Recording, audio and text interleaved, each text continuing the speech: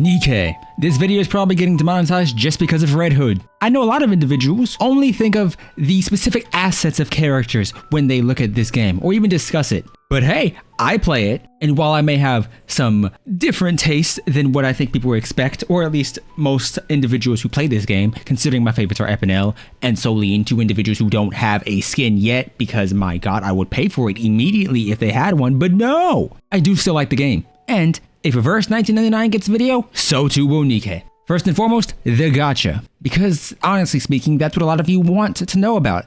It's, I think, one of the most prevalent aspects when it comes to a gacha game in general. Crown is a 1.5 anniversary character. She's on banner here. You then have the standard one, which nobody really should ever use. The benefit of standard, I suppose, is that you can wishlist, but you shouldn't ever be spending your actual gems on it. Just wait for the standard recruitment vouchers. And then friendship ones, which you can loot over time. You can collect them. Realistically, though, you can't wishlist anybody, so it's a rare chance for you to get somebody you actively want, but hey, it's nice to have. But what about the shop? How valuable is it? Well, they give you one pack for free whenever they add or change the step up package, but beyond that, the shop is an iffy thing. The benefit of these gold high quality modes is that they can essentially, for the most part, will try to give you an SSR. Sometimes though, as you see here, you might just get an SR, and that feels really bad. So I don't put much value within the shop itself. The pulls are nice, and so are the gems. But keep in mind that if you're looking into whaling at any point in time in the future, there is a specific banner that only wants you to use paid gems. And as you see here, these count as free gems. So the downside is these, or buying these packs, don't necessarily guarantee you have the pulls to do so. You'd have to buy one of these, or multiple packages of the 30-day supply. Beyond that though, you can purchase skins. There are only a small selection of them here because the vast majority of them are hidden behind the mission pass. And so there is a chance that you might have missed a skin for a character you potentially really liked, which of course is a downside. A secondary downside of the monetization is costume gacha. My god, it is awful. As of right now, there's the Marion skin and the Crown skin, and the downside is you're not using your gems, which may seem like an upside until you realize that you have to purchase it separately in a different separate shop.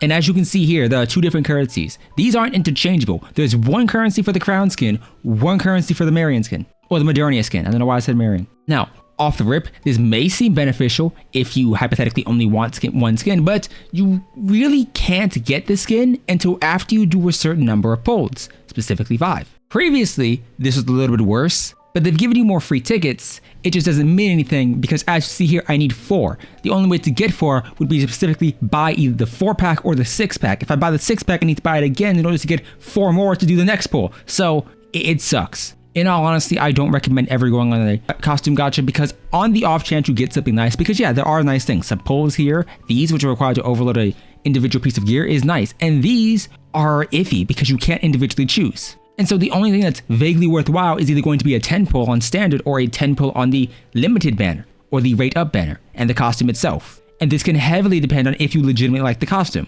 Either way, costume gacha is the worst aspect. But the best aspect, in my opinion, isn't necessarily the gacha, even though that's not too bad. It's the fact that the characters themselves have personalities. Whatever character you like, all of these Nikke have relationship stories. Now, of course, you don't really have advisements for the individual collab runs, but that's just a downside of it being a collab character. As mentioned before, I adore characters like Soline, Epinel, Polly, even Novel is cute, Admi is adorable, and so is Leader and Lapis. And any of these characters I can individually go through and do a episode of their relationship story, and these are quite nice, especially the ending ones. Now, some in my opinion are better than others, but the fact that you can do these, and in some cases you can just outright max out their relationship or bond level strictly by giving them gifts, is nice. I do think that for me personally, these specific stories on the characters has made me enjoy them a lot more because otherwise I don't think I would have. I wouldn't have liked Lapis if her story wasn't good, and she's a great character within the context of the main campaign. And so as you see here, I have a bunch of characters, many of them who I've ranked up strictly because the designs are cute, and I can honestly say that pretty much all of these characters I legitimately liked. The English VAs are great,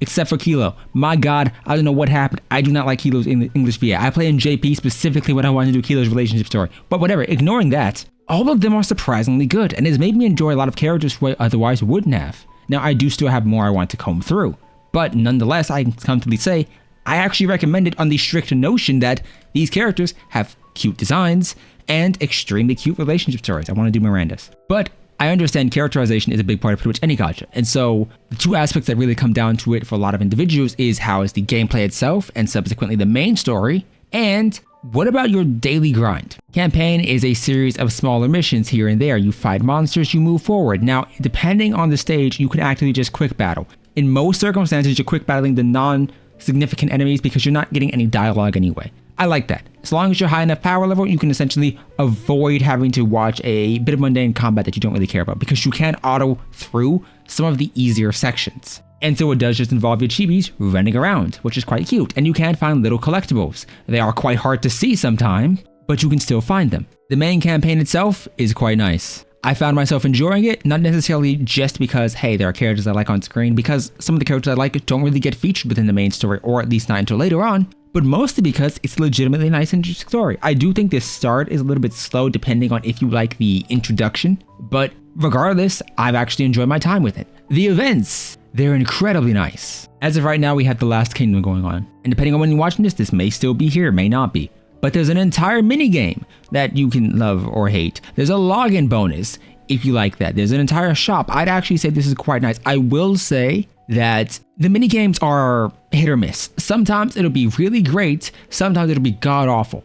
And this can depend heavily on the client you're playing on. If you're playing on mobile, an event sometimes can be really good. If you're playing on PC, it can be awful. Take into consideration the platform you're mostly going to be playing on. If you're mostly a PC player, keep in mind that whilst the launcher is good and whilst the screen is nice and everything is extremely good on there, minigames may be more geared towards expecting you to have it just on the phone. I'd say the shops themselves are nice because you're not essentially grinding for days on end to get the stuff you specifically want. You can kind of pick and choose, hey, maybe I want burst or skill manuals. Maybe I solely want to go for the pulls, and you can.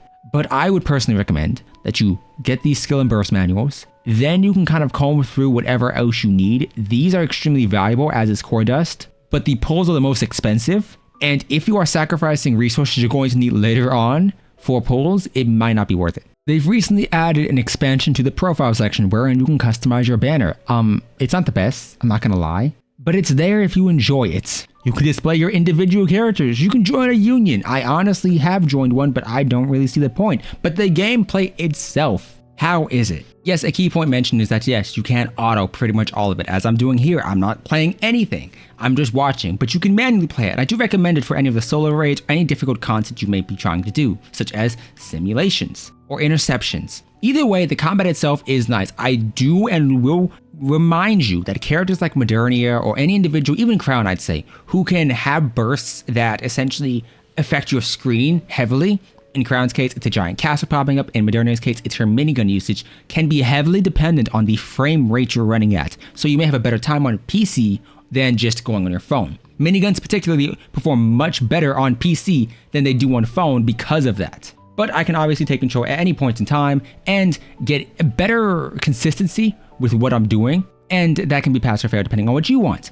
Obviously, campaign and certain types of content won't really warrant you doing that, so I recommend it strictly on the notion of, hey, if you're going through a difficult stage or fighting a boss, it may be better for you to strictly do this manually, especially if it involves targeting weak points, and that matters a lot because certain bosses really want their weak points destroyed. But I'm not too concerned about this one, so I can pretty comfortably just let the game play itself. With that being said, if the gameplay is not your forte, if you don't enjoy it, that's perfectly fine. I think the strength of Nikke comes from both its characterization and main story, whether that be in events or whether that be just through the side stories and episodes you view personally, because once again, that has made me enjoy a significant amount of characters more so than I thought I would. But on a secondary note, I also think the music and the designs are nice. I don't like a lot of characters from the design-wise. I think the more sexualized the characters' overall appearances, the less I'm going to enjoy it. But that may be for you. I obviously have different tastes. But I do and will say that the gameplay isn't as sort of brain dead as I originally thought it was going to be.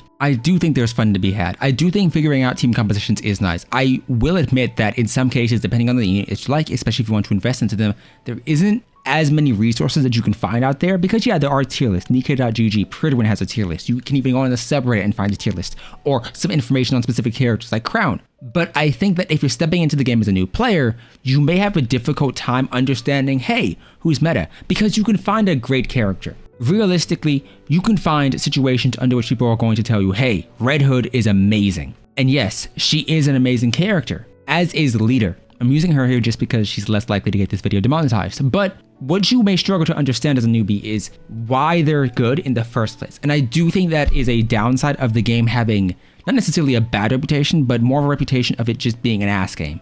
Because an ass game can be a good game, and Nikke does have some interesting mechanics. But if you're coming in this with the perspective of, hey, I'm a Genshin player, or hey, I'm an HSR player, because those are the two very popular gacha games, a lot of these stats won't make sense to you. Crit rate and crit damage don't mean much for many characters. And having to learn new mechanics, new systems that maybe aren't as well explained to you in other means, because it's not like you really have a damage formula you can look at in the game itself. But I do think that this is a nice game. I do think the anniversaries are quite nice, the event and what they showcase. I just think that depending on what you try to do or what you try to go for, and specifically the characters you like, you may have trouble finding them in events. Leader's cute. I have specific favorites. I've enjoyed this game, not just because, hey, the designs are hot and hey, the gameplay is nice, but more so because it is an overall positive experience. Crown's banner has been my worst gacha experience, but a point I want to make on anyone who's concerned about the gacha itself, because yes, there is no real guarantee. There is a point under which